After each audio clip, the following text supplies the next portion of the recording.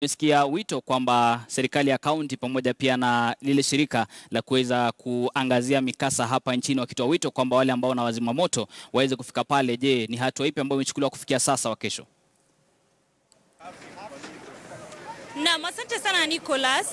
Hapa nilipo ni katikati mwa soko lenyewe la Gikomba, soko ambalo liko katika eneo bunge la Kamukunji hapa jijini Nairobi. Na hapa shughuli za kujaribu kuzima moto ambao ulikuwa umeanza mwendo wa saa 9 hivi asubuhi ingali inaendelea. Kumbuka imekuwa vigumu kabisa kujaribu kupoza moto wenyewe, manake hapa kuna nguo, jozi za viatu vile vile ambazo sana sana zimepelekea katika moto huu kuenea pakubwa sana. Na kile ambacho tumeweza kushuhudia ni kwamba wazima moto kutoka kaunti ya jiji la Nairobi kwa ushirikiano na lile kundi la gavana Nairobi Sonko almaarufu kama Sonko Rescue Team wako hapa.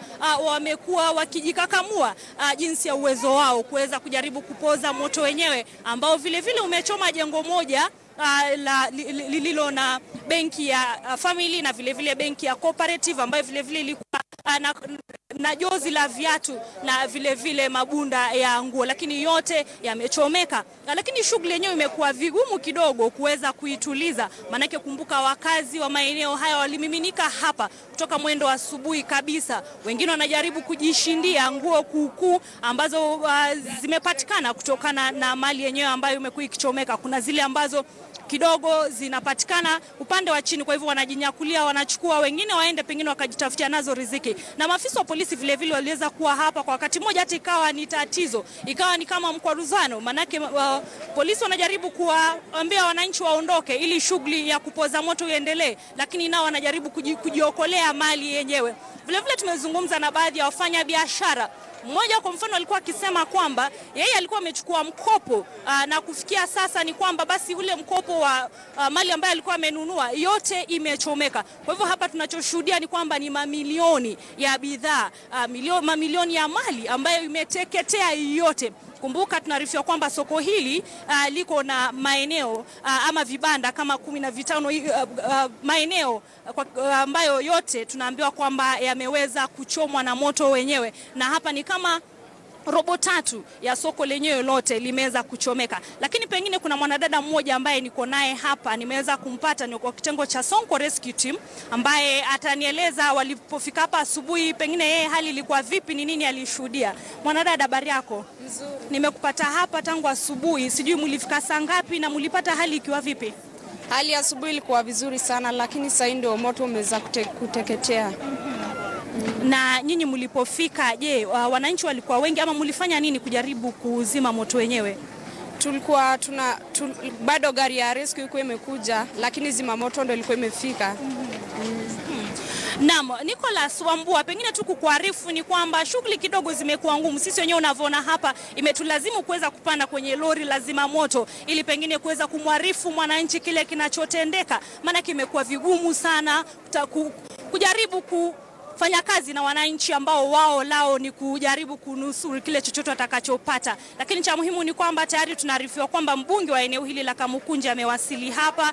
Vile vile tuko na mbunge wa Starehe ambaye ni Charles Jagwa Kanyi ambaye tayari ameweza kufika hapa. Wao tu ni kujaribu kuwaliwaza wananchi, na utakumbuka kwamba Nicholas, hii si mara ya kwanza ambapo tumeshuhudia moto wa aina hii, wafanyi biashara wakipoteza mamilioni ya mali yao. Ni mwezi tu uliopita tarehe 10 mwezi Septemba ambapo tuliona kwamba moto mwingine, lakini ulikuwa kidogo, uliweza vile vile kuchomeka, na hata gavana wa Nairobi Mike Sonko akajitokeza kusema kwamba atawalipa wale ambao walikuwa wamepata hasara hiyo. Lakini naarifiwa kwamba sasa bahati mbaya ni kwamba vile vibanda ambavyo vilikuwa vishaanza kujengwa sasa tena ni kama vimechomeka tena leo hii. Kwa hivyo sijui iwapo gavana pamoja na wabunge na wanasiasa pengine sijui kama watashirikiana waone ikiwapo wataweza kutoa usaidizi wa aina yoyote, lakini hali ilivyo ni kwamba ni kama kila kitu hapa kimechomeka, nguo zinaendelea kuchomeka, na pengine ni shughuli ambayo huenda ikachukua muda kabla ya kuzima moto wenyewe. Wambua. Na wakesho, labda mmeweza kupata ni nini ambacho kilisababisha huu moto mida ya mapema leo? Manake watu wanajiuliza sababu ya moto, manake sio mara ya kwanza kutokea moto katika eneo la Gikomba. Ni nini sababu haswa ya huu moto? kwa baadhi ya wafanyi biashara ambao tumezungumza nao, kuna wengine ambao wanashuku huenda ilikuwa ni hitilafu ya nyaya za stima, lakini kunao pia wengine ambao wananinong'onezea kwamba wakati mwingine utapata kwamba wale watu ambao wakati mwingine utaka kunyakua ardhi wanakuja wanafanya vile wachome, ndio pengine sasa waweze kupata nafasi ya kujinyakulia pengine pahali ambapo sasa wao wataweza kufanyia biashara zao ama kujinufaisha wao wenyewe.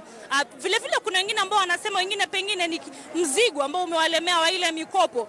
Kwa hivyo pengine basi ukienda benki useme kwamba mkopo mimi naomba mniongeze muda, manake sasa mali yangu ilichomeka. Basi pengine kuna wale ambao wanasema hivyo, lakini sisi tungali tunasubiri tuweze kujua chanzo cha moto wenyewe ni kipi. Hizo tu ni dadisi ambazo zinatoka kwa wananchi wanaokisia huenda hizo ndizo sababu ambazo zimechangia, lakini haswa hatujafahamu ni nini kilichosababisha moto wenyewe. Naarifiwa kwamba ulianza mwendo wa saa 9 katika maeneo ya vibanda vya samaki hivi, kisha ukaenea kwenye maeneo mengine. Nguo zikishika moto, viatu vikishika moto, basi hali ndiyo hiyo Wambua, na basi ikawa vigumu kuzima moto hadi kufikia sasa. Shughuli ndiyo hiyo inaendelea Wambua.